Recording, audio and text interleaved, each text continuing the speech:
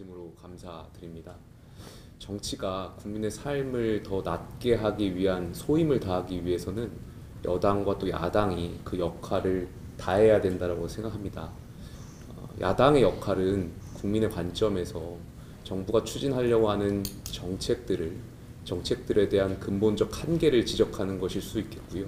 또 여당의 역할은 정부가 성공하기 위해서 끊임없이 정부와 야당과의 대화를 통해서 합의점을 찾아 나가는 거라고 생각이 듭니다.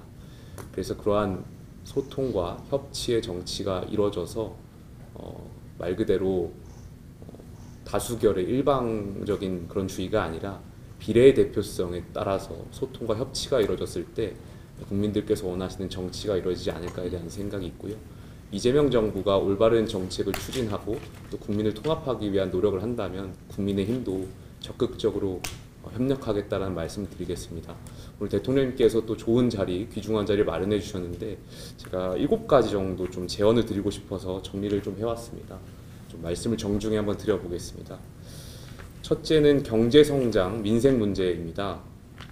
국민의힘은 지난 문재인 정부의 소득주도 성장이 현 정부에서 재정주도 성장으로 재현되지 않기를 정부 여당에 요청하고 싶습니다. 전 세계가 전쟁과 공급망 위기에 따라서 경제 불안정성이 계속 높아지고 있습니다. 정부의 확장 재정이 물가 상승을 가중시킬 수 있다는 점을 면밀하게 검토해 주셨으면 좋겠습니다.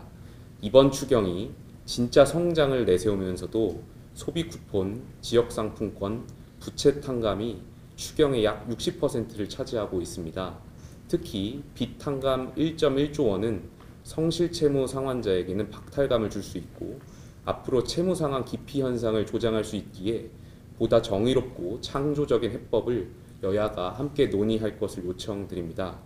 또한 정부가 한정된 재정을 사용함에 있어 국민의 돌봄, 생계, 주거, 의료, 안전, 저출산 사각지대에 대한 실질적인 예산 지원과 제도 개선이 이루어지길 바라겠습니다. 특히 이 부분에 대해서는 보수 야당이 적극적으로 협력하겠다는 말씀을 드리겠습니다. 둘째로 외교 및 안보 문제입니다. 대통령께서 G7 정상회의를 통해서 대한민국 외교 정상화의 물꼬를 트고 또 미래지향적 한일 관계로 나아가는 모습을 보여주신 점 매우 인상 깊었습니다. 동시에 한미 정상회담이 조속히 성사되어 동맹을 강화하고 관세 문제 등 양국 간 불안정성이 조기에 해소되기를 기대하겠습니다.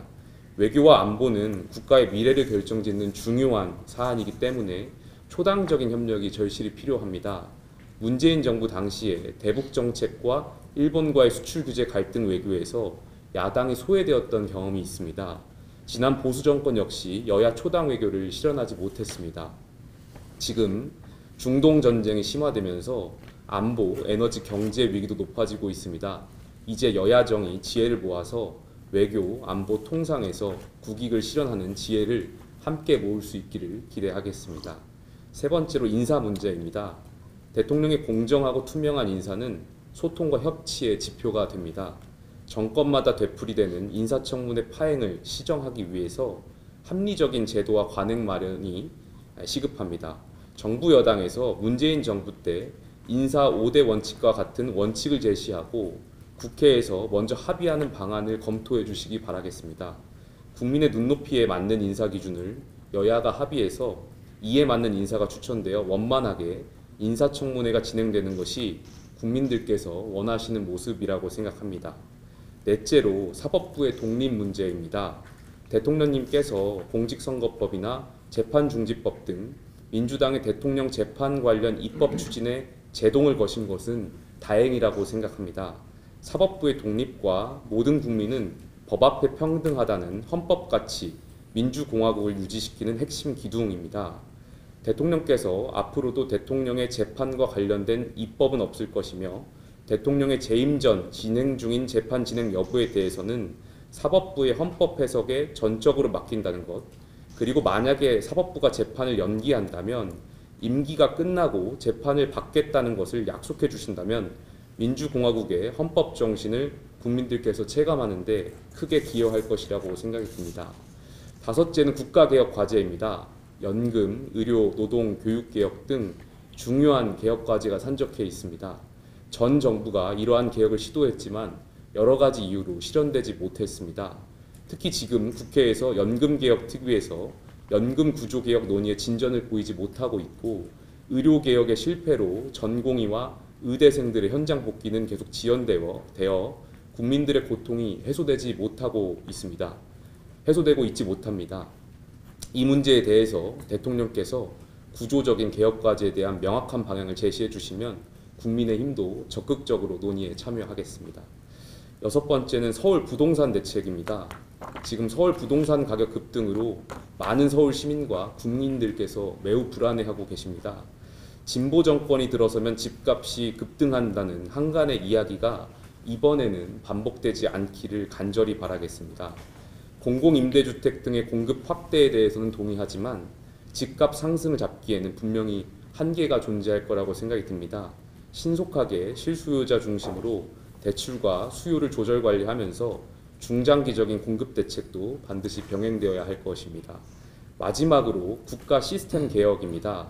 그 중에서 검찰과 법원 시스템은 국가기구의 근간을 이루는 사항으로서 이에 대한 큰 개혁은 마땅히 7공화국 개헌 논의 속에서 담아내야 할 부분이라고 생각이 듭니다.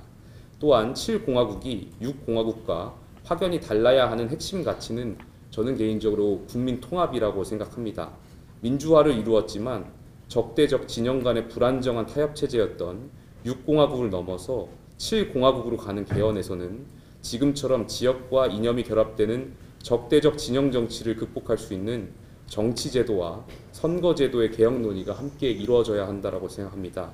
오늘 이 자리가 국가의 방향을 함께 수기하는 협치의 장이 되기를 바라겠습니다. 국민의 기대를 저버리지 않는 실질적인 전환점이 되기를 희망합니다. 이재명 정부의 성공을 위해서 정중하게 제언을 몇 가지 드렸습니다.